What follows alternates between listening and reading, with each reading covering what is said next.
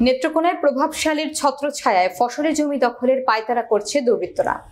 নিরাপত্তাহীনতায় ভুগছে অসহায় কৃষক। নেত্রকোনা নিজস্ব প্রতিনিধি হৃদয় রায় সজীবের প্রতিবেদনে থাকছে বিস্তারিত। নেত্রকোনা পৌর এলাকার ধারিয়া গ্রামে প্রভাবশালীদের ছত্রছায়ায় কৃষক সুবোধ চন্দ্র বর্মনের ফসলি জমি দখলের পায়তারা করছে একদল ভূমিদস্যু দুর্বৃত্ত।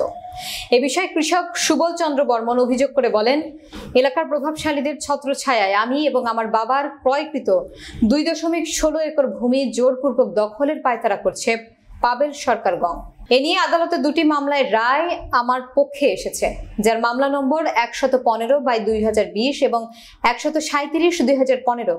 137/2015 মামলাটি পাবেল চন্দ্র সরকার আপিল করেন, যার আপিল নম্বর 158/2016।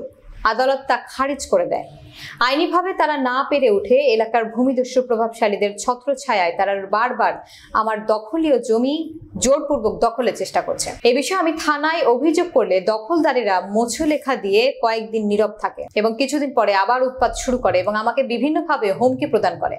আমি এখন আমার পরিবার এবং নিজের জীবনের নিরাপত্তা নিয়ে শঙ্কিত। আমি আমার জীবনের এবং পরিবারের নিরাপত্তা চাই। এ বিষয়ে পাবেল চন্দ্র সরকারের সাথে যোগাযোগ করার চেষ্টা করা হলে তাকে পাওয়া যায়নি। বিভিন্ন দলিল মূলে আমিও আমার পিতার নামে 2 একর 16 জমি ক্রয় করি। উক্ত জমি আমার পূর্ববর্তী মালিক সহ আমরা প্রায় 40-50 বছর যাবৎ ভোগদল করে আসিতেছি। বিগত কিছুদিন যাবৎ আমাদের 9 নং ওয়ার্ডের কাউন্সিলর হেলাল উদ্দিন শেখ তার নির্দেশে এলাকার সন্ত্রাসী ভূমিদস্যু ওয়াসিমউদ্দিন পিতা সিদ্দিকুর রহমান, তার প্রত্যক্ষ মদতে তার পিতা সিদ্দিকুর রহমান, তার চাচা মতিউর রহমান বাচ্চু, তার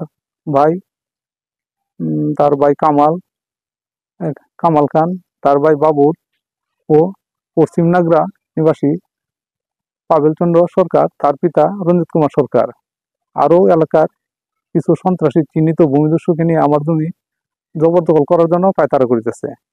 বিগত 12/8/2024 রোজ সোমবার সকাল 10:30টার সময় আমি ও আমার কৃষি শ্রমিক নিয়ে জমিতে কাজ করতেছি। আরো সংঘবদ্ধ চক্র উপরোক্ত উল্লিখিত ব্যক্তিগণ যাদের নাম উল্লেখ করেছি তারা সহ আরো কিছু লোকজন এসে আমার জমিতে এসে আমাকে প্রাণে মেরে ফেলার হুমকি, এমনকি আমি জমিতে একটা ব্যানার টাঙানো ছিল আমার সত্যদখল লেখা সম্পর্কিত, ওইটা নিয়ে যায় এবং অন্যান্য লোকজন কিছু নিয়ে এসে তাদেরকে অনেক কিছু চিনি না, আমাকে প্রাণে মেরে ফেলবে, আমি তো জমিতে উঠে নিয়ে যাই। এক পর্যায়ে আমাকে অকথ্য ভাষায় গালিগালাজ করে।